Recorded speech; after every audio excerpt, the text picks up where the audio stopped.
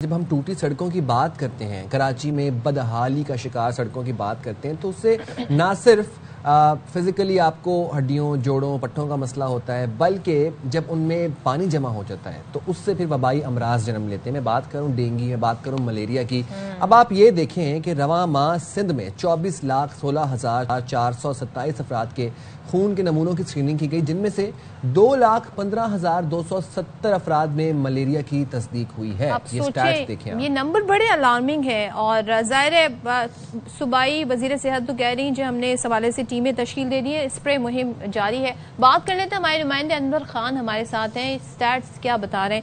انور بتائیے گا، یہ جو نمبرز ہیں یہ بڑے پریشان کن ہیں، کیوں، اس کی وجوہات کیا بتائی جا رہی ہیں اور اس سے نمٹا کیسے جا رہا ہے؟ جی دیکھیں، جو نمبر محکمہ صحت حکومت سندھ نے جاری کیے ہیں وہ نمبر جو ہیں تقریباً ابھی بھی اس کے اندر اصل اعداد و شمار موجود نہیں ہے۔ کم و بیش 2 لاکھ سے زیادہ افراد ہیں کہ جن کے اندر رواں ماہ صرف ملیریا کی تصدیق ہوئی ہے۔ اسکریننگ بہت زیادہ لاکھوں افراد کی گئی تھی۔ جو عملاً صورتحال ہے وہ یہ ہے کہ اس وقت شہر کے نجی اسپتالوں کی جانب سے جو ڈیٹا ہوتا ہے، جو اعداد و شمار ہوتے ہیں، وہ جاری فراہم نہیں کیے جاتے ہیں محکمہ صحت حکومت سندھ کو۔ میں صرف اگر بات کروں NICH کی قومی ادارہ صحت اطفال، تو وہاں 8 سے 10 ڈینگی کیسز بچوں کے اندر رپورٹ ہو رہے ہیں۔ تو اس طرح ماہانہ بنیادوں کے اوپر تقریباً 350 سے 400 کیسز بچوں کے اندر رپورٹ ہو رہے ہیں۔ محکمہ صحت کے حکام کی بات ہو، ان کی فعال ٹیمیں ہوں، یا بلدیہ عظمیٰ کراچی ہو، یا شہر کے مختلف ٹاؤن ہوں، یا یونین کونسلیں ہوں، ابھی تک مونسون بارشوں کے بعد سے لے کے تاحال شہر کے کسی بھی علاقے کے اندر، اور مجموعی طور پر بات کی جائے گی صوبہ سندھ کی، تو صوبہ سندھ کے کسی بھی ضلع کے اندر اس طرح نہ فیومیگیشن مہم کی گئی ہے، نہ اسپرے کیا گیا ہے۔ ایک ٹاؤن کی اگر بات کی جائے گی، ایک ٹاؤن کا بجٹ لاکھوں روپے کا ہوتا ہے فیومیگیشن کا اور اسپرے کا، تاہم اس کے باوجود مجموعی طور پر کروڑوں روپے مالیت بنتی ہے صرف کراچی کے ٹاؤنز کی، کہ جہاں بلدیہ عظمیٰ کراچی کے ٹاؤن ہو، یا وہ ٹاؤن ہو جو کہ جماعت اسلامی کے پاس ہو، یا PTI کے پاس ہو، یا پیپلز پارٹی کے پاس ہو۔ ایک بات قدر مشترک ہے، یہ تینوں کی تینوں سیاسی جماعتیں، ان کی جو منتخب قیادت ہے وہ کراچی کے کسی بھی ضلع کے اندر، کسی بھی ٹاؤن کے اندر تاحال اسپرے مہم شروع نہیں کر سکی۔ ڈینگی اور ملیریا عالمی ادارہ صحت کے تحت ایک ورٹیکل بورن ڈیزیز پروگرام ہے، جس کے اندر محکمہ صحت حکومت سندھ کے حکام بھی مل کر تمام پروگرامات کو تشکیل دیتے ہیں، تمام کی تمام چیزیں ہیں۔ اور ڈینگی کے جو ملازمین ہیں تقریباً 450 سے 500 ملازمین ہیں، جن کو گزشتہ کئی ماہ سے تنخواہیں نہیں ملی، تو ڈینگی پروگرام بھی التوا کا شکار ہے۔ تو مجموعی صورتحال یہ ہے کہ ایک ناقص پلاننگ ہے اور ایک لاپرواہی ہے، اس کو دیکھنا ضروری ہے۔ ٹھیک ہے انور، بہت شکریہ آپ کا، اور ظاہر ہے ہم اس ایشو پر بات اس لیے بھی کرنا چاہ رہے ہیں کہ کیوں اس میں اتنی تیزی آ رہی ہے، کیا وجوہات ہیں، اور آپ اپنے طور پہ کیا کر سکتے ہیں۔ ہمارے ساتھ اس وقت اسٹوڈیوز میں موجود ہیں associate professor of medicine doctor Syed Tahseen Akhtar. Thank you so much doctor صاحب جوائن کرنے کے لیے۔ سب سے پہلے تو بتائیے، کیا کوئی سیزن ہوتا ہے جب یہ اکتوبر، سپٹمبر، نومبر یہ مہینے آتے ہیں؟ پتہ نہیں، شاید میں نے سیکوینس چینج کر دی منتھس کی، نہیں تو اس میں زیادہ پھیلتا ہے یہ مرض، یا کراچی کے اسپیسیفک حالات ایسے ہیں جس کی وجہ سے یہ سب ہو رہا ہے؟ سب سے پہلے تو بہت شکریہ کہ آپ نے موقع دیا۔ دیکھیے، ملیریا کے لیے جو سیزن سب سے ہے بریڈنگ، اس کا تو بارشوں کے بعد، وجہ اس کے ہے کہ جگہ جگہ پانی کھڑا ہو جاتا ہے، اور اس کے بعد ملیریا کی جو مچھروں کی افزائش ہوتی ہے۔ اب ہمارے ہاں ایک اور وجہ بھی ہے، مچھر کاٹے نہ کاٹے، اگر کسی کو پہلی دفعہ ملیریا ہوا ہے، اس نے کمپلیٹ تھراپی نہیں لی ہے، تو اس کو دوبارہ ہو جائے گا 28 دن کے بعد۔ ہو سکتا ہے کہ 28 دن کے بعد ہو، یا اس سے زیادہ ٹائم لے لے۔ اب وہ ہوتا کیا ہے، ہم صرف خون میں سے ٹریٹ کر دیتے ہیں، اور جو اس کا رہ جاتا ہے ریمننٹ جگر میں، اس کا علاج ہی نہیں ہوتا۔ تو لہٰذا اگر کسی شخص کو وائیویکس ملیریا ہوا ہے، جو کہ پاکستان میں موسٹ کامن ہے، یہ جو ابھی آپ اعداد و شمار بتائیں، اس میں 90% وائیویکس ہے۔ اب 90% وائیویکس کا علاج یہ ہے کہ اس کا پہلے خون میں سے علاج کیا جائے، اور جب وہ ہو جائے ٹریٹ، تو دین 14 ڈیز کے لیے اس کو ٹریٹمنٹ، ایک مخصوص ٹریٹمنٹ دی جاتی ہے، جس سے جگر سے بھی اس کا خاتمہ ہوتا ہے۔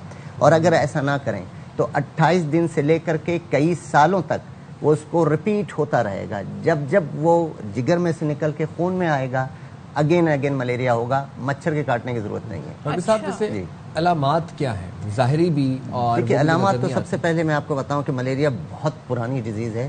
سکندر اعظم کا انتقال میں ملیریا سے ہوا تھا، وہ آ گیا تھا مانسون کے موسم میں۔ پتہ ہوتا اگر مانسون کا تو اس وقت نہیں آتا وہ۔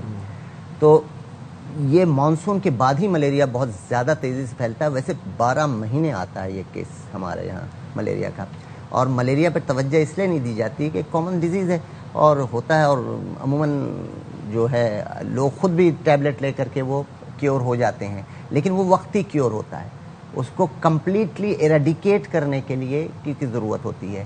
تو ضرورت اس بات کی ہے کہ ہم نہ صرف ڈائگنوز کریں بلکہ اس کو کمپلیٹلی کیور اور ایریڈیکیٹ کریں. کمپلیٹ کیور کی آپ نے بات کی, آپ نے کہا کہ خون میں سے تو نکال دیا جاتا ہے, جگر میں رہ جاتا ہے. جگر میں تو یہ مریض کی لاپرواہی ہے یا ڈاکٹر ریکمینڈ نہیں کر پا رہے صحیح؟ نہیں, دیکھیے یہاں دونوں طرف کی ہے.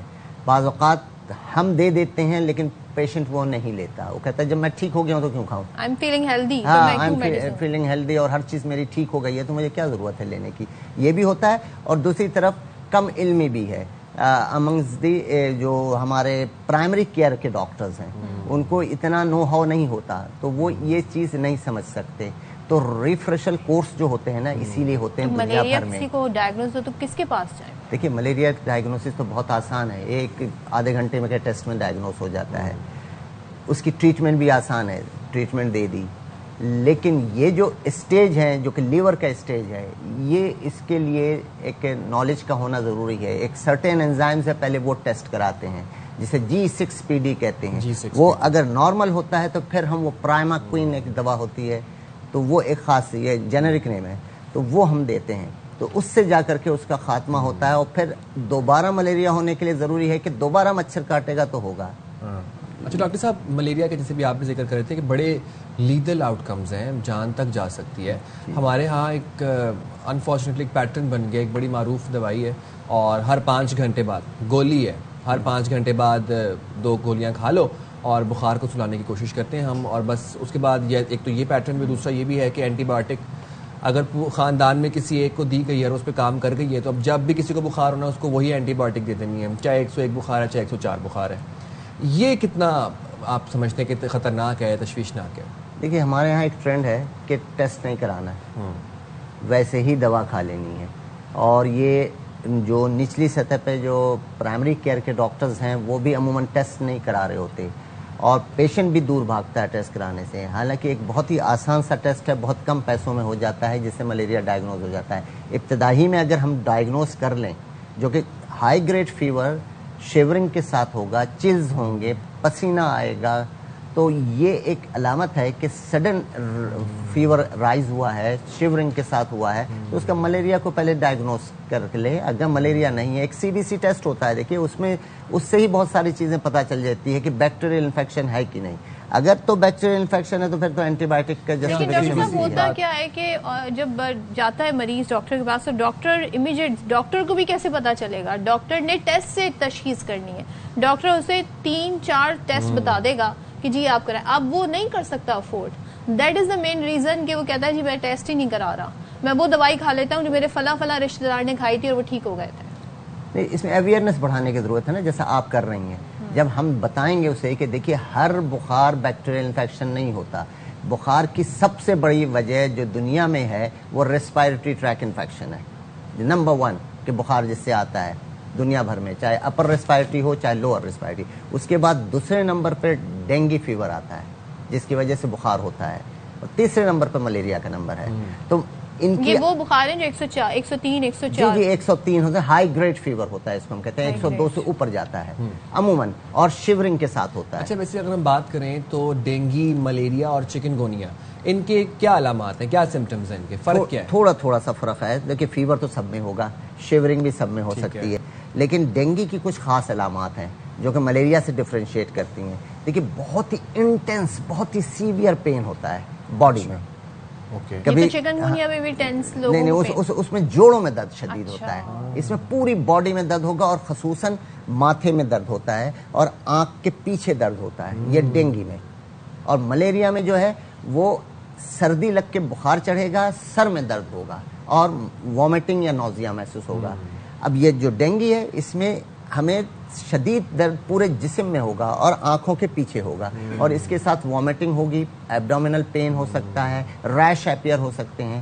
تو یہ تھوڑی سی ڈفرینسز ہیں. تو اسی وجہ سے جب بھی ایکیوٹ فیبرائل النیس آ گیا کہ اچانک تیز بخار چڑھا ہے تو ہم 2 ٹیسٹ تو ضرور کراتے ہیں. اگر وہ انڈیمک ایریا میں ہے, جیسے ہمارا انڈیمک ایریا ہے, تو ہم ایک ملیریا کرا لیتے ہیں اور ایک ڈینگی کا ٹیسٹ کرا لیتے ہیں, اور اس کے ساتھ CBC. دیکھیے یہ 3 ٹیسٹ تو لازمی ہیں, یہ تو کرانا ہی پڑے گا, تبھی ہم ڈسٹنگوش کر سکیں گے. کیونکہ ملتی جلتی علامات ہوتی ہیں، بسا اوقات آپ میں ممک اور اچھا دوسرے یہ کہ دونوں ایک ساتھ بھی ہو سکتی ہیں کہ ملیریا ایک شخص کو ہوا ہے ساتھ میں ڈینگی بھی ہو جائے، اور علامات بھی ملتی جلتی ہوتی ہیں، علامات بھی تقریباً ملتی جلتی ہوتی ہیں، کیونکہ ہمیں مائلڈ، ماڈریٹ اور سیویئر ڈیزیز آتی ہے، تو جو اسپیسیفک سمٹمز ہیں نا وہ ماڈریٹ اور سیویئر میں آتے ہیں. تو آپ لوگوں سے بھی سن لیں، یہی درخواست ہے کہ ملتی جلتی علامات ہوتی ہیں تو بخار کو سلانا جو ہے وہ حل نہیں ہے، وہ سولوشن نہیں ہے، اور خود ساختہ طور پر اینٹی بایوٹک کھانا بھی سولوشن نہیں ہے. فوری طور پر ڈاکٹر کے پاس جائیں، ٹیسٹ کروائیں تاکہ تشخیص ہو سکے کہ ہے کیا، یہ ملیریا ہے، ڈینگی ہے، کیا ہے. کتنے دن پرسسٹ کرے بخار، کتنے دن رہے تو آپ کو ڈاکٹر کے پاس جانا چاہیے؟ اکثر بیشتر ایک دن میں بھی لوگ ٹھیک ہو جاتے ہیں. دیکھیے عام سا بخار ہوا ہے کسی کو اور کوئی ایسی سیریس سمٹمز نہیں ہیں تو 2 دن تک آپ ویٹ کر سکتے ہیں کہ جسٹ آپ ایک پیناڈول لے کر کے دیکھ لیں. ہو سکتا ہے کوئی سمپل سا وائرل کوئی انفیکشن ہوا ہو اپر ریسپائریٹری ٹریک کا، وہ ٹھیک ہو جائے گا اپنے طور پہ. لیکن اگر یہ 2 دن سے زیادہ بڑھ جائے تو تیسرے دن تو لازمی طور پر آپ جائیے ڈاکٹر کے پاس اور کوشش کیجئے کہ سرٹیفائڈ ڈاکٹر کے پاس جائے پاکستان میں. اور ایک ہم ہمیشہ بچپن سنتے ہیں prevention is better than cure, تو اس کے لیے اس سے بچا کیسے جائے یہ بتا دیں. پریونشن بہت آسان ہے. دیکھیے یہ ڈینگی کا پہلے بتا دوں کہ ڈینگی کا مچھر جو ہے وہ عموماً روشنی میں کاٹتا ہے، ٹھیک ہے، اور سفید روشنی، وائٹ لائٹ چاہیے. اچھا، ہم لوگوں نے اپنے گھروں میں سے یلو لائٹ نکال کے وائٹ لائٹ لگا دی ہیں، لہذا ڈینگی کا مچھر اب رات میں بھی کاٹتا ہے. حالانکہ وہ صبح سویرے کاٹتا تھا جب سورج نکل آئے اور سورج غروب ہونے سے پہلے کاٹتا تھا، لیکن اب ہم نے اس کو ماحول بالکل ڈے لائٹ کا دے دیا، ہم نے اس کو انوائٹ کر لیا. ہاں ڈے لائٹ کا دے دیا تو اب وہ ڈے لائٹ میں بھی کاٹتا ہے، یعنی رات میں ہم ڈے لائٹ کر دیتے ہیں جسٹ لائک وائٹ لائٹ، تو اس میں وہ کاٹتا ہے. ڈاکٹر صاحب آپ کی موجودگی کا فائدہ اٹھاتے ہوئے ایک اور چیز آپ سے پوچھنا چاہوں گا کہ آج کل موسم بھی تبدیل ہو رہا ہے، خشک ہے، خنکی ہے موسم میں. صبح جب سو کے اٹھتے ہیں تو آپ کا تھروٹ خشک ہوتا ہے، ناک خشک، گلا خشک، سر میں درد ہو رہا ہوتا ہے، اس کے لیے کیا کیا جائے؟ دیکھیے سب سے پہلے تو یہ اس بات کی علامت ہے کہ ہم ڈی ہائیڈریٹ ہو رہے ہیں. ڈی ہائیڈریٹڈ ہے. جیسے جیسے موسم تبدیل ہو رہا ہے خنکی آ رہی ہے، پیاس کی شدت نہیں لگتی، لیکن آپ کو پتا ہے کہ ایک certain amount of water you have to take ایک دن میں. تو اگر آپ اس سے کم لیں گے تو سب سے پہلی علامت یہ ہوگی کہ آپ کے جو منہ ہے وہ سوکھنا شروع ہو جائے گا. تو کم از کم یہ ضرور کیا کریں کہ رات میں سونے سے پہلے 1 گلاس پانی ضرور پی لیا کریں. اس سے اگر آپ کا یورین بھی آپ کو آ جاتا ہے تو ڈزنٹ میٹر، لیکن اپنے آپ کو ہائیڈریٹڈ رکھیں تو یہ مسئلہ نہیں ہوگا. اور دوسرے فروٹس اور ویجیٹیبلس، دیکھیے جن علاقوں میں فروٹس اور ویجیٹیبل کا استعمال کا وہ ہے وہاں کم سے کم بیماریاں ہوتی ہیں. تو کیونکہ وائٹامنز اینڈ منرلز یہ سارے ہمیں فروٹس اور ویجیٹیبل سے، موسمی پھل اور سبزیاں تو لازمی، یہ قدرت کا تحفہ ہے. بالکل یہ کھانا. Thank you so much doctor Syed Tahseen Akhtar ہم ساتھ تھے، اور آج جو انہوں نے ہمارے ساتھ انفارمیشن شیئر کی خاص